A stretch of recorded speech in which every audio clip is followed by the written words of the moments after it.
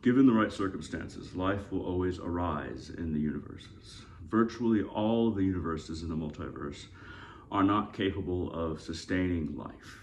Virtually all, which means that there are very few that are. This universe, by chance, is capable of supporting life. Life is not always the same.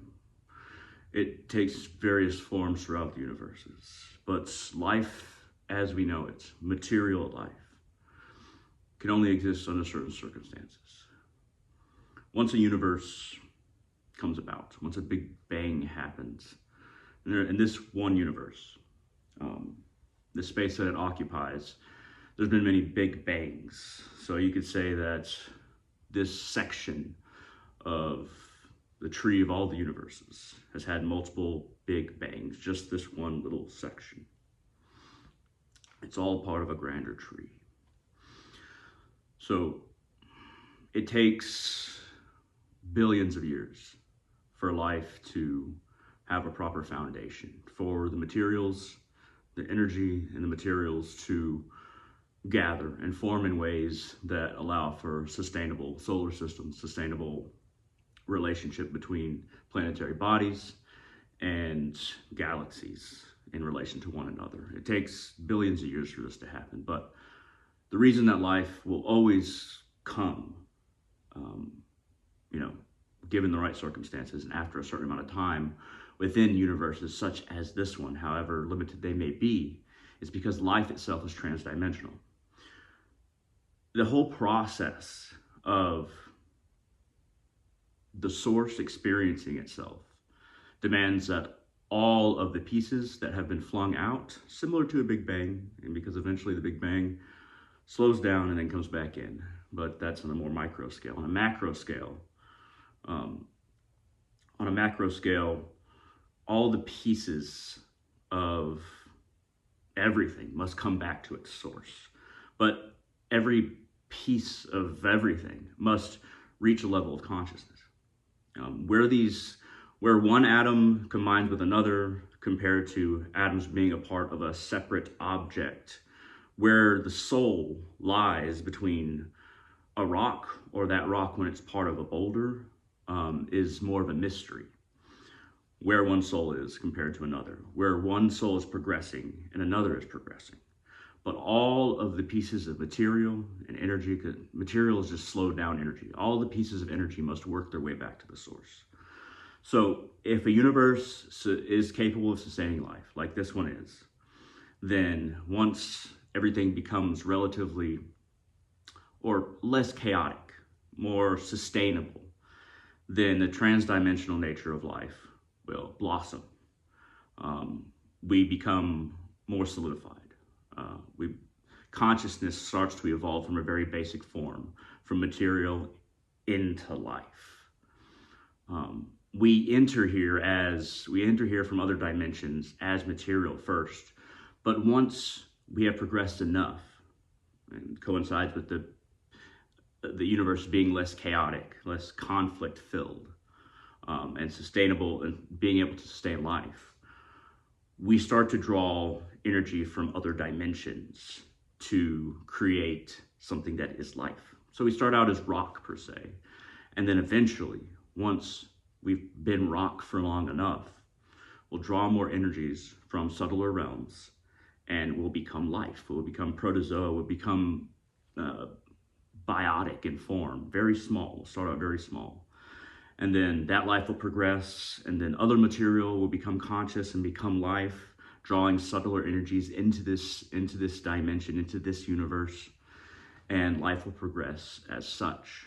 But life's transdimensional nature is not so much that we haven't been here. It's that we draw subtler energies from other realms once we become developed enough, and then we start developing consciousness.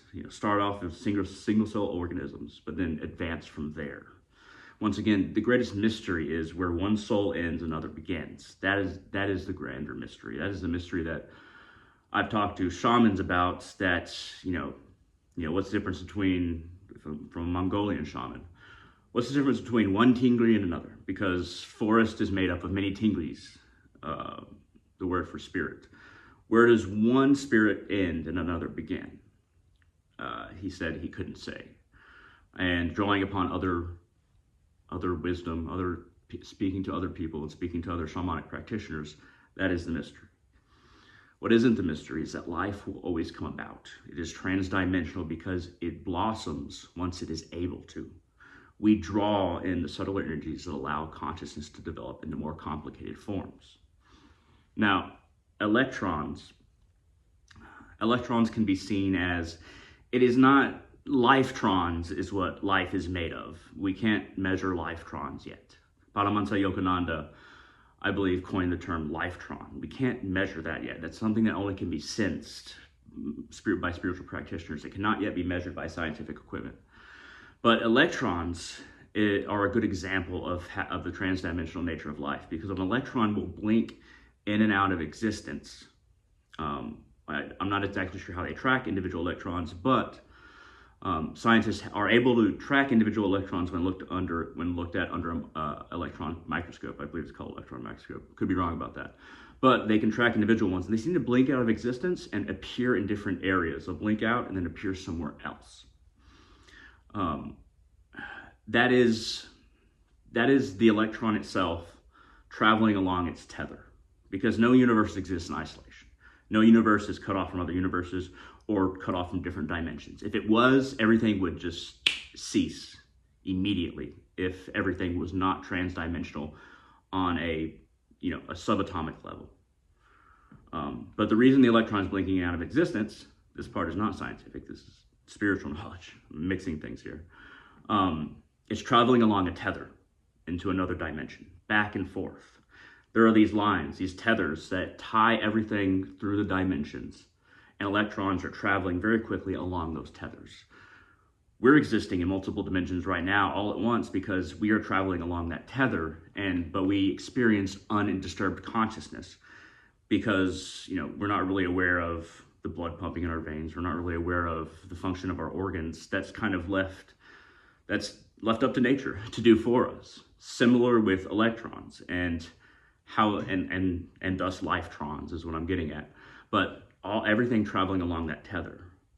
It is a it is a miracle that our consciousness can sustain itself as it does, and that we live for as long as we live. It might seem like we have very short lifespans compared to everything in the universe, but there has to be such peace and such order for us to exist as we do for the amount of time that we exist.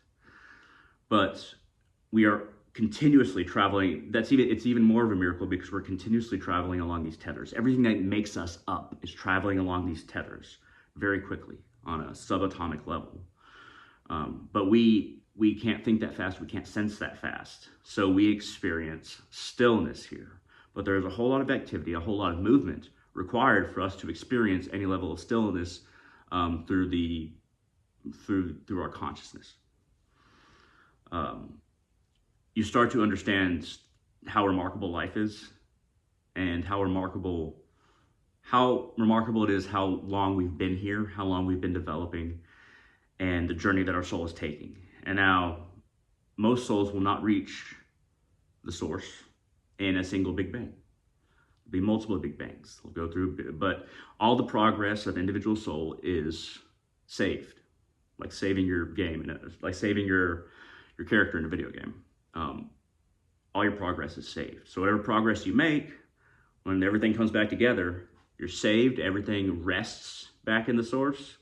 But all souls that have not fully liberated themselves must go through other Big Bangs and work their way back up. And some souls will enter at certain points into the developing matter, and souls kind of join in a strange way. But so sometimes souls will enter in at certain points of development. So we don't always start out as rock, once again. We don't always start out as microorganisms. That has to happen for life to reach a certain level. But souls, they'll often come back when the time is right, when the fullness of themselves need to be manifest. So we exist in these subtler dimensions always, But we come to this dimension, you know, however many Big Bangs has been, however much we've developed, we might have to wait billions of years before we enter back in, from our subtler bodies and other dimensions entering this realm again, and wherever we saved our progress at in a previous Big Bang.